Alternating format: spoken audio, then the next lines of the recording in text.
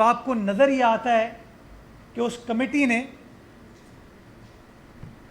उस सेंसस के controversial results को मंजूर करने की सिफारिश पेश की है। और अगर इस रिपोर्ट को मैं कुछ पार्ट्स इसके पढ़ूंगा आपके सामने, वो ये मानते हैं कि ये सेंसस शफाफ नहीं हुए हैं। इस रिपोर्ट में लिखा है कि हाँ सेंसस शफाफ नहीं हुए, लेकिन फिर भी हम इसको मंजूर करने की सिफारिश पेश करते हैं। 2 पेज की रिपोर्ट है ये। और पहला पॉइंट जो सिफारिश का है उसमें कमेटी फरमाती है, in the larger national interest 6 population and housing census 2017 should be accepted as final, although there are reservations on the said census. यानी कि कमेटी मान रही है कि इस मरदमशुमारी पर एतराज़ात हैं शफाफियत के हवाले से, उसकी वेरासिटी के हवाले से, लेकिन फिर भी वो कहते हैं कि इसको मंजूर कर लिया जाए। दूसरी बात, इस पूरी रिपोर्ट में कहीं पर भी जीडीए का मौक़िफ़, डॉक्टर फहमीदा मिर्ज़ा का मौक़िफ़ नज़र नहीं आता कि उन्होंने किस तरीके से सिंध की तर्जुमानी की। चूँकि ये वफाकी काबीना की कमेटी थी, कोई सिंध हुकूमत का इसके अंदर नॉमिनी नहीं था, कोई पीपल्स पार्टी का नॉमिनी नहीं था। नॉमिनी किसके थे? पीटीआई के, जीडीए के, एमक्यूएम के। तो जीडीए के जो नुमाइंदे थे इस कमेटी में, उनका कोई एतराज़, उनका कोई मौक़िफ़ सूबाई सिंध के हवाले से इस 2 पेज की रिपोर्ट पर नज़र नहीं आता। मुत्तहदा कौमी मूवमेंट के अमीनुल हक साहब का मौक़िफ़ नज़र आता है। अमीनुल हक साहब फरमाते हैं कि हमारे एतराज़ात हैं, इस रिपोर्ट के पैरा नंबर 3 पे हमारे एतराज़ात हैं। और ये बात मुत्तहदा कौमी मूवमेंट के तमाम लीडरान प्रेस कॉन्फ्रेंसेस में, सियासी इज्तिमात में कहते हैं कि हमारे एतराज़ात हैं इसके ऊपर।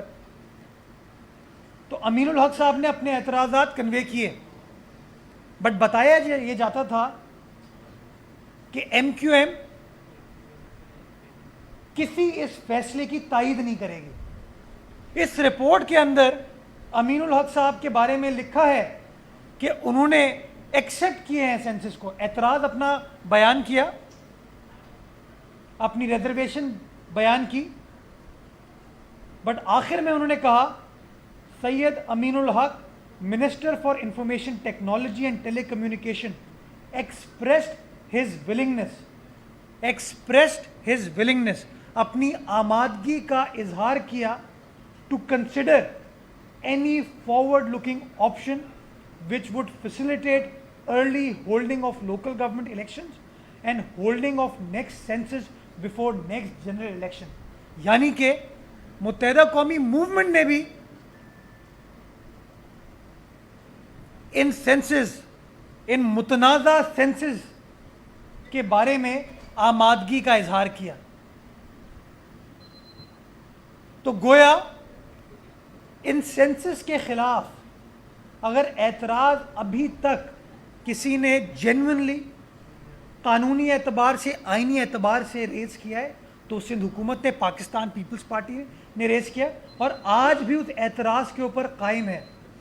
पिछले सीसीआई के इजलास में वज़ीर आला सिंध ने ये कहा, 2 टोक मौक़िफ़ पेश किया कि हमारे एतराज़ात हैं, और हमारे पॉइंट ऑफ व्यू की तायीद करते हुए सीसीआई ने यूनानिमसली फैसला किया कि सूबों का मौक़िफ़ सुनने के बाद ये कमेटी अपनी रिपोर्ट फाइनल करेगी।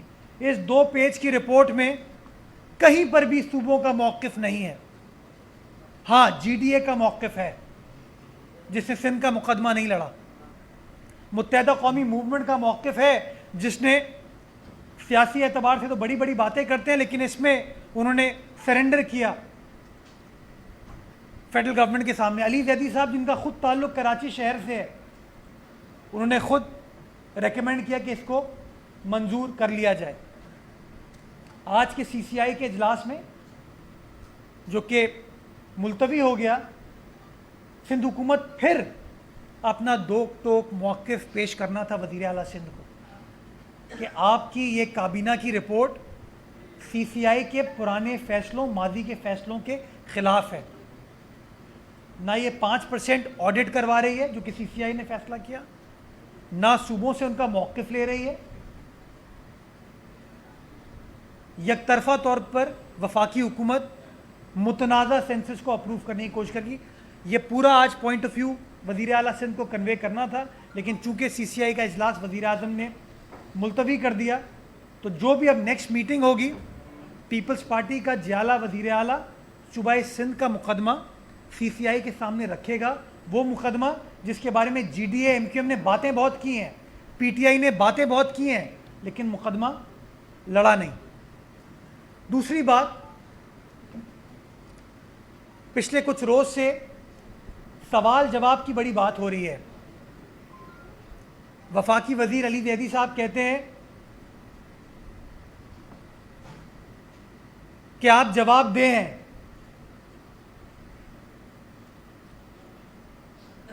अली ज़ैदी साहब ने आइन के ऊपर हल्फ लिया है, वो एक आइनी ओहदे पर बराजमान है।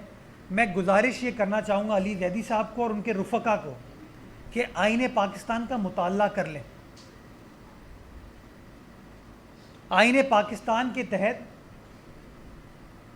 कोई भी सूबाई हुकूमत किसी वफाकी वज़ीर के सामने जवाबदेह नहीं है, और ना कोई वफाकी वज़ीर किसी सूबाई हुकूमत के सामने जवाबदेह है। आप जवाबदेह होते हैं कानून के मुताबिक, आइन के मुताबिक, और आइन के मुताबिक वफाकी हुकूमत पार्लियामान के सामने यानी कि कौमी असम्बली और सेनेट के सामने जवाबदेह है, और सूबाई हुकूमतें अपनी अपनी सूबाई असम्बली के सामने जवाबदेह हैं। अली ज़ैदी साहब को सवाल पूछने का इतना शौक़ है तो सिंध असम्बली के मेंबर बन जाएं, इलेक्शन लड़ लें, सेलेक्ट होने की कोशिश कर लें वो, क्योंकि इलेक्ट तो वो नहीं हो सकते, तो सवाल पूछ पाएंगे वो। उनके जो यहाँ पर एमपीएस मौजूद हैं वो रोज़ सवाल पूछते हैं, उन सवालात का हम जवाब देते हैं, हम ताबे हैं आइन के।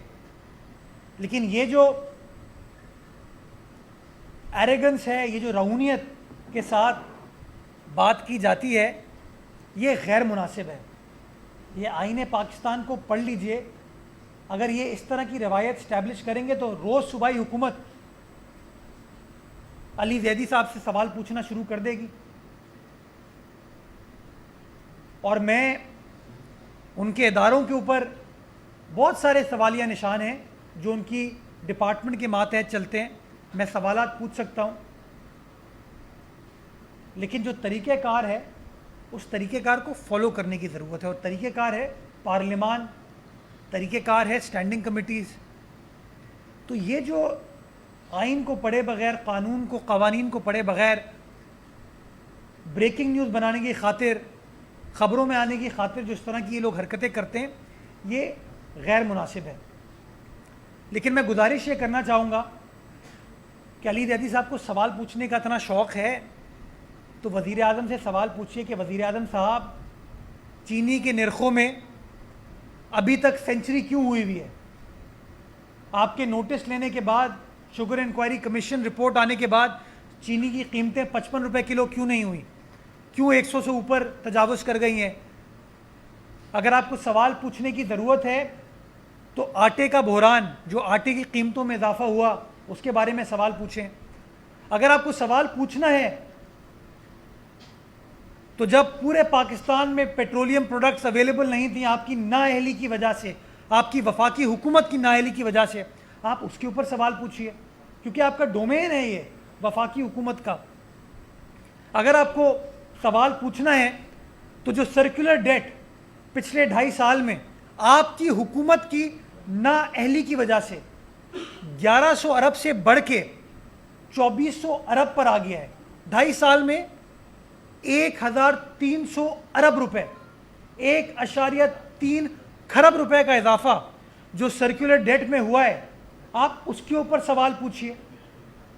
आपको सवाल पूछना है तो आप सवाल पूछिए कि वो कौन कौन से वज़रा, मुशीरान, मुआवने खुसूसी जिनका मफादात का टकराव है और वो अपनी मफादात की खातिर वज़ीर आज़म से फ़ैसले कराते हैं जो कि पाकिस्तान की गरीब आवाम का इस्तेहसाल करते हैं। आपको सवाल पूछना है, आप उनसे सवाल पूछिए। आप सवाल पूछिए कि क्या अभी किसी मुआवने खुसूसी की किसी कंपनी को जो IPPs की पेमेंट होने जा रही है उसमें एक बहुत बड़ी रकम पे की जा रही है या नहीं।